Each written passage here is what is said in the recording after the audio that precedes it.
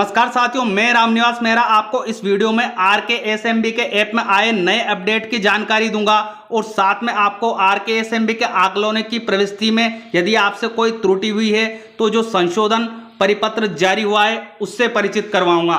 तो उक्त दोनों चीज़ों का परिचय आपको देने से पहले मेरा आपसे निवेदन रहेगा कि यदि आप चैनल पर नए हैं तो चैनल को सब्सक्राइब अवश्य कीजिएगा और साथ में घंटी वाले बेल आइकन को भी अवश्य दबाइएगा, क्योंकि इसी प्रकार के महत्वपूर्ण कंटेंट लगातार आपकी सेवा में इस चैनल से प्रेषित किए जा रहे हैं। तो चलिए साथियों, सबसे पहले परिचित होते हैं उस आदेश से जो कार्यालय निदेशक माध्यमिक शिक्षा राजस्थान बीकानेर की ओर से जारी हुआ है। इसका जो विषय है, राजस्थान के शिक्षा में बढ़ते कदम के तहत संचालित RKSMB के आकलनों की प्रविष्टि में त्रुटि संशोधन के संबंध में साथियों ये है कि यदि आपसे कोई RKSMB के जो आपका आकलन हुए हैं दो, उनमें अगर किसी प्रकार की गलती है तो उसमें सुधार कैसे होगा, इससे संबंधित ये पत्र जारी किया गया है। इसमें हमें और आगे जो जानकारी दी गई है उसमें बताया गया है, उपयुक्त विषय अंतर्गत प्रासंगिक पत्र के अनुरूप लेख है कि राजस्थान के शिक्षा में बढ़ते कदम कार्यक्रम के तहत किए जाने वाले RKSMB के आकलनों में विद्यार्थियों के प्रदर्शन तथा प्रविष्टि के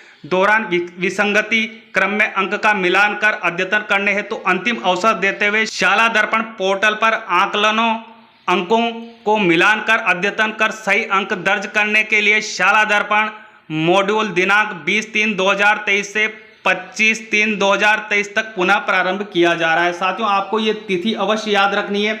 जो शाला दर्पण पर मॉड्यूल प्रारंभ होगा वो कब होगा? 20/3/2023 से 25/3/2023 तक ये मॉड्यूल आपको शाला दर्पण पर मिलेगा। उस पर आप जो त्रुटि है वो संशोधन कर पाएंगे।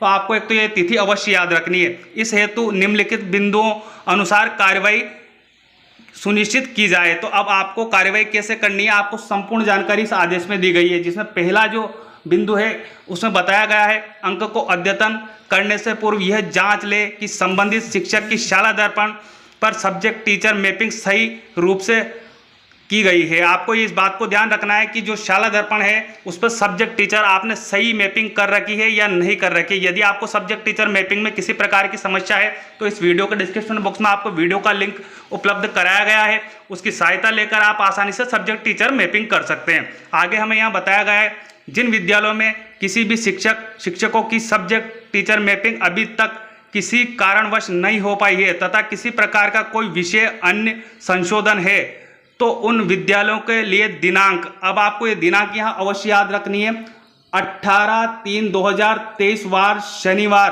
तक शाला दर्पण पर सब्जेक्ट टीचर मैपिंग अपडेशन आपको करना है। साथियों, इस बात का ध्यान रखना है कि यदि आपके विषय चेंज हुए हैं या किसी प्रकार के विषय अध्यापक में आपने बदलाव किया है विषय पढ़ाने के लिए, तो आपको 18/3/2023 तक एनी हाउ कंडीशन शाला दर्पण पर आपकी सब्जेक्ट टीचर मैपिंग आपको कर देनी है। अतः जिन विद्यालयों में किसी प्रकार की सब्जेक्ट मैपिंग अपडेट करनी है तो वे शनिवार दिनांक 18/3/2022 तक अनिवार्य रूप से अपडेट कर देंगे। आपको ये पहला बिंदु अवश्य याद रखना है, मतलब आपको सब्जेक्ट टीचर जो मैपिंग है वो 18/3/23 तक अनिवार्य रूप से कर देनी, इस बात को ध्यान रखना है। अगला इसमें बिंदु दिया गया है, ऐसे विद्यार्थी जिनका OCR किसी कारणवश ऐप अथवा शाला दर्पण पोर्टल पर सही प्रकार से अपलोड नहीं किया जा सका। साथियों, आपको यहाँ ध्यान रखना है कि यदि किसी कारणवश किसी विद्यार्थी का OCR है वो आप अपलोड नहीं कर पाए हैं या वो सही से वहाँ प्रदर्शन नहीं हुआ है तो उसके लिए ये बहुत ही इंपॉर्टेंट सूचना आपको यहाँ दी जा रही है। उन विद्यार्थियों की संधारित OCR सीट की प्रति से जांच कर प्रश्नों के उत्तर को 2 गुना कर अंकों प्रत्येक प्रश्न भारांक 2 की प्रविष्टि शाला दर्पण पोर्टल पर की जाए। अब आपको क्या करना है, पहले आपको OCR नहीं जांचनी थी, जब आपको ऐप पर इसे अपलोड करना था तो आपको OCR नहीं जांचनी थी, परंतु अब आपको छूट दे दी गई है कि जिन बच्चों का आपका OCR अपलोड नहीं हो पाया है या किसी कारणवश गलती से कुछ तकनीकी कमी है तो आपको क्या करना है, उन बच्चों की OCR जो आपके रिकॉर्ड में संधारित है उसको निकालना है, उसको चेक करना है। उसमें 15 प्रश्न है तो आपको मान लो उसको 15 प्रश्न है तो आपको दुगना करना है, नंबर कितने हो जाएंगे, फिर 30 हो जाएंगे, आपको ये ध्यान रखना है। तो जितने प्रश्न उसमें दिए गए हैं OCR में उसको आपको दुगना करना है और फिर शाला दर्पण पर जो मॉड्यूल प्रारंभ हो जाएगा 20 तारीख से तो आपको वहां उसकी एंट्री करनी होगी, इस बात का ध्यान रखना है। उसके आगे बिंदु संख्या 3 में आपको यहाँ क्लियर किया गया है, ऐसे विद्यार्थी जिनकी OCR अपलोड की जा चुकी है परंतु किसी कारणवश प्रविष्ट किए गए अंक का मिलान मूल OCR के अनुरूप नहीं हो रहा है, इस स्थिति में भी अंकों को बिंदु संख्या 2 के अनुरूप अद्यतन करके पोर्टल पर पुनः दर्ज करवाएं। अब आपको यहाँ लग रहा है कि जो आपके जो अंक भार वहाँ दिखाए जा रहे हैं शाला दर्पण पोर्टल पर, यदि किसी विद्यार्थी के आपको गलत लग रहे हैं कि गलत नंबर यहाँ प्रदर्शित हो रहे हैं, तो आपको क्या करना है, बच्चे की OCR आपके पास पड़ी है उसे चेक करना है और आपको जो बिंदु संख्या ऊपर 2 में बताया गया है उसी के अनुसार आपको जब मॉड्यूल प्रारंभ होंगे तो वहाँ आप अंक दर्ज कर पाएंगे, बच्चे के आप दर्ज कर सकते हैं।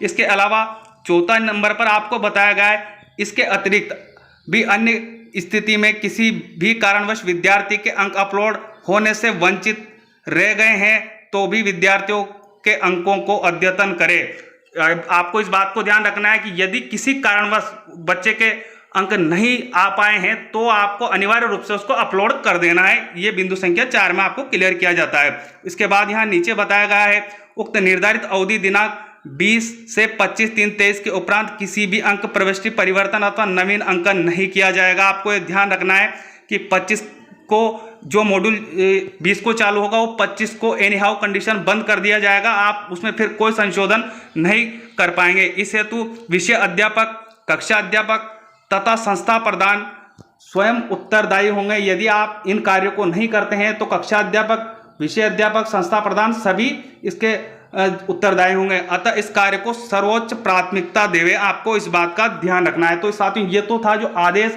जो हमारे अंकभार में या किसी प्रकार के संशोधन से संबंधित त्रुटि संशोधन से संबंधित ये परिपत्र कार्यालय निदेशक राजस्थान शिक्षा बीकानेर की ओर से हमें जारी किया गया था, उससे हमारा परिचय।